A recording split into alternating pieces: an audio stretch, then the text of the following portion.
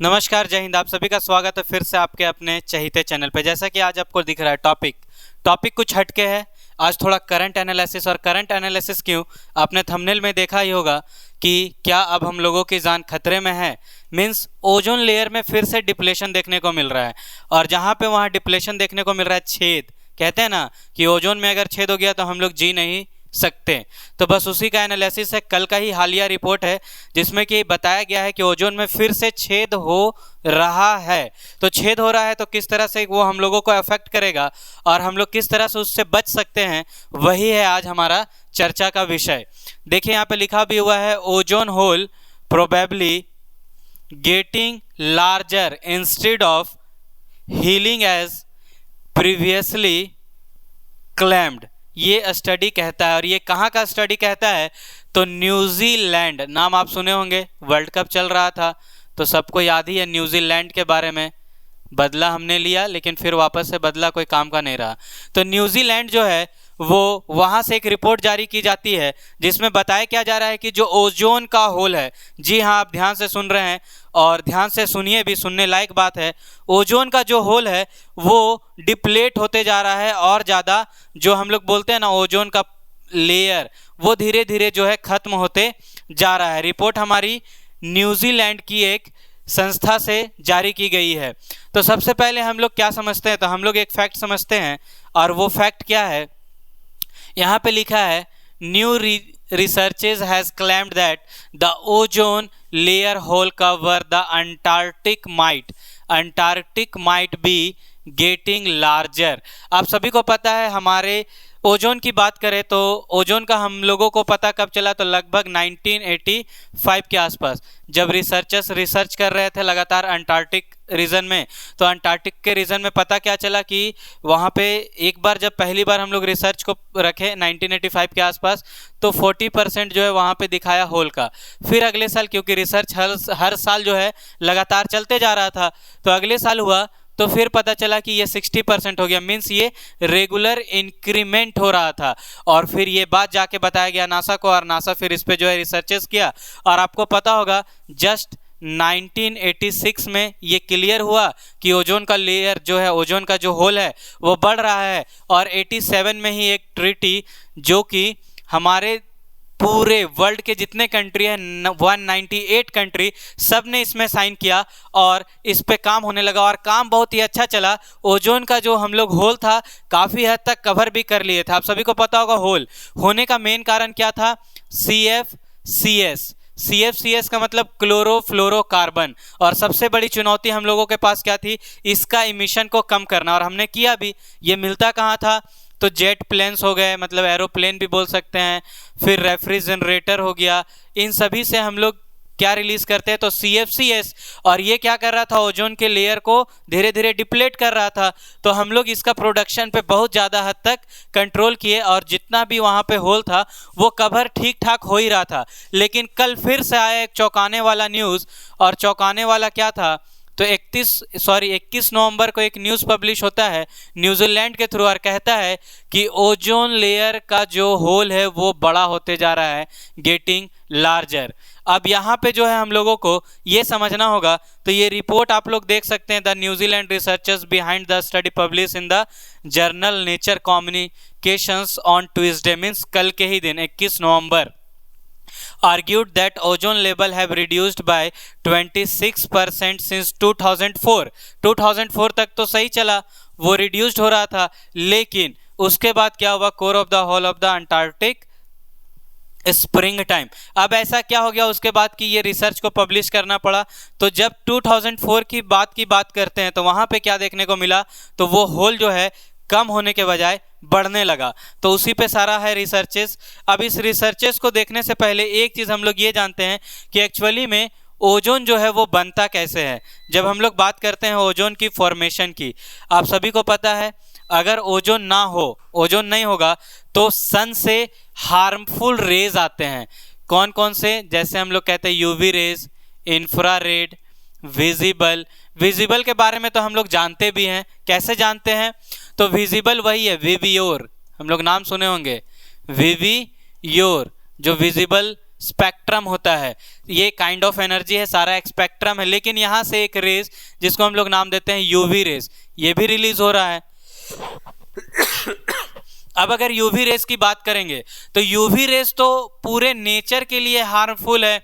ये aquatic animal as well as human as well as जितने भी ऑर्गेनिज्म है, अगर इसका रेज हम लोगों के शरीर पे आएगा तो वो हम लोगों का शरीर है वो फाड़ कर आर पार हो जाएगा और हमारे शरीर में इससे बहुत ज़्यादा बीमारी, बहुत ज़्यादा जो है कैंसर जैसा डिजीज तुरंत चुटकियों में जो कहते हैं वैसे फैलता है। तो अब यूवी रेज तो हमारे लिए पूरे नेचर के लिए हार्मफुल था और इसको रोकने का काम कौन कर रहा था? तो इसको रोकने का काम कर रहा था ओजोन लेयर। कहाँ पाया जाता है? तो जब हम लोग बात करेंगे अपने अर्थ सरफेस से थोड़ा ऊपर जाएंगे, मतलब 18 to 30 किलोमीटर के बीच में, और कहा जाए अगर स्फीयर उस जोन को क्या कहते हैं तो नाम याद रखिएगा, स्ट्रेटोस्फीयर। स्फीयर कहते हैं समताप मंडल, जहाँ पे कि ये पाया जाता है। तो यहाँ पे पाया जा रहा था और उससे क्या होता था? यूवी रेज को रोकता था। अगर यूवी रेज डायरेक्ट आ जाता तो क्या होता? पूरा जो है जीव नष्ट हो जाता। ये हालांकि हम लोगों को पता कब चला? ये पता चला हम लोगों को जो मैंने पहला स्लाइड पे लिखा 1985 में ऐसा। लेकिन 1985 से भी पहले लगभग जब से हम लोग कहते हैं कि जीव धरती पे पनपना शुरू किए, तब से ही यूवी रेज हमारे धरती, मतलब 600 मिलियन में इसको लीजिए सीधा, एकदम हम लोग ईयर्स में ले ही नहीं सकते, उतने साल पुराने, क्योंकि जब तब से ही हम लोग बात करते हैं धरती के ऊपर क्या है तो जीवाणु या फिर बोलिए जीवाश्म का दिखता है हम लोगों को कोई ना कोई एविडेंस। तो अगर एविडेंस है मतलब यहाँ पे यूवी रेज नहीं पहुँचा और उसको रोकने का काम किया ओजोन, भले हम लोग इसको जाने हैं कब तो 85 में। अब उसके बाद ये धीरे धीरे बढ़ रहा है तो खतरे की घंटी। अब देखते हैं आगे कहानी क्या है। तो the scientist arrived at the conclusion by analyzing the ozone layer's behavior between September and November using a satellite instrument. After analysis, researchers said 6 of the last 9 years have had really low ozone amount and extremely large ozone hole over the region. मतलब ये बढ़ रहा है धीरे धीरे। अब जब ये बढ़ रहा है तो यहाँ पे पूरा आप देखिएगा तो रिसर्चर्स के द्वारा बताया गया है कि उसके पीछे का रीजन क्या है। ये पॉइंट वाइज आपको दिखेगा। दिस मीन्स, सेकेंड पॉइंट देखिए, this means that holes are not only remain large in area but it has also become deeper. ये धीरे धीरे डीप होते जा रहा है, गहरा होते जा रहा है और बढ़ते जा रहा है। ये पूरा रिसर्चेस का पार्ट है। आगे आप देखिएगा तो यहाँ पे ये बताया गया है कि यूवी रेस का बहुत सारा UVA, UVB, UVC हमारे अर्थ के एटमॉस्फेयर में आता है। और अगर इस लेयर को बोल दिए ओजोन लेयर तो सबका अलग अलग रेंज है। ये यहीं तक रुकेगा, ये इसको पार कर सकता है, ये यहाँ पे आके रुक जाएगा। लेकिन ये जो ओजोन का लेयर है इससे पार यूवी रेज अगर हो गया, देखिए स्ट्रेटोस्फेयर और ट्रोपोस्फेयर के बीच में लगभग 18 to 30 किलोमीटर के बीच में ये आता है। और अगर यहाँ से ये पार हो गया तो चाचा ये जान लीजिए कि हम लोगों का जीवन खत्म, एकदम जो कहते हैं ना खत्म, टाटा बाय बाय खत्म, वही वाला सीन हो जाएगा, सीधा खत्म। और ये दिखा रहा है यहाँ पे कि अगर होल हो गया तो ये पार कर जाएगा। तो इसको रोकने के लिए सबसे पहले हम लोग CFCS को रोकें, बहुत हद तक इसको कंट्रोल किए, रुक भी गया। ओजोन एक्चुअली में पहले बना कैसे था तो आप सभी को पता है, ऑक्सीजन मॉलिक्यूल है हमारे एटमॉस्फेयर में।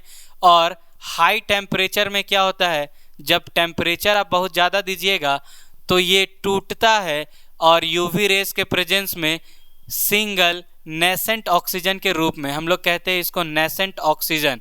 और यही जो नेसेंट ऑक्सीजन है वापस O2 के साथ जब मिलेगा, रिएक्ट करेगा तो यहाँ से बन जाता है ओजोन। ये क्या होता है तो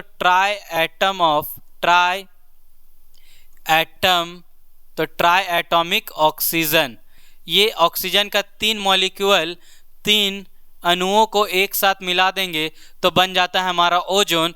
तो ये बना था लेकिन ये टूटता भी है। और टूट कैसे रहा है तो ये सन से जो यूवी रेज आ रहा है उसके कारण। अब ये जो है अभी हाल फिलहाल ही आपको मतलब कि ये कल का रिपोर्ट में आया है और ये नॉर्मल है, अभी स्टार्टिंग फेज पे, तो चाहे तो इसको कंट्रोल कर सकते हैं।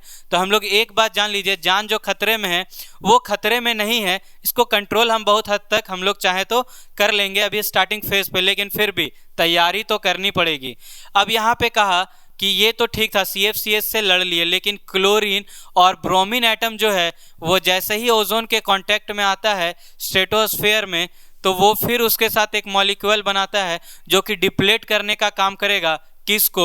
ओजोन को। क्यों? क्योंकि क्लोरीन जो है ओजोन का एक एक ऑक्सीजन को अपने साथ खींचते जाएगा और ओजोन का लेयर जो है वो डिप्लेट हो जाएगा। जैसे मैं क्या कह रहा हूँ, सपोज ऑक्सीजन ये ओजोन का ट्राई एटॉमिक है, ये क्लोरीन के साथ जैसे ही मिलेगा तो ये क्या करेगा, OCl2 बनाएगा। तो हर बार एक एक ऑक्सीजन यहाँ से ये खींचते चला गया, तो ओजोन का डिप्लेशन इस तरीके से अभी हो रहा है। 1 chlorine atom can destroy over, एक क्लोरीन एटम जो है कितना देख लीजिए, तो आप काउंट कर लीजिए 1 10 100 1000 10,000। इट मीन्स क्या कि लगभग 1 10 100 1000 10,000 लाख, मतलब 1 लाख के आसपास जो है ये आपका ओजोन मॉलिक्यूल को डिप्लेट कर रहा है। और ये अगर डिप्लेट होते चला गया तो ये जान लीजिए कि हम लोगों का लाइफ जो है वो पूरा का पूरा खतरे में आ सकता है। तो इस वीडियो में यही हमारा एनालिसिस था, करंट एनालिसिस, कि ओजोन फिर से डिप्लेट होना शुरू हो गया है और इसको रोकना ज़रूरी है क्योंकि अभी स्टार्टिंग फेज़ है, नहीं तो हमारा जीवन जो है वो खतरे में आ सकता है। आज के वीडियो में यही रहेगा, फिर मिलेंगे किसी नए वीडियो में नए फैक्ट के साथ। तब तक के लिए जय हिंद।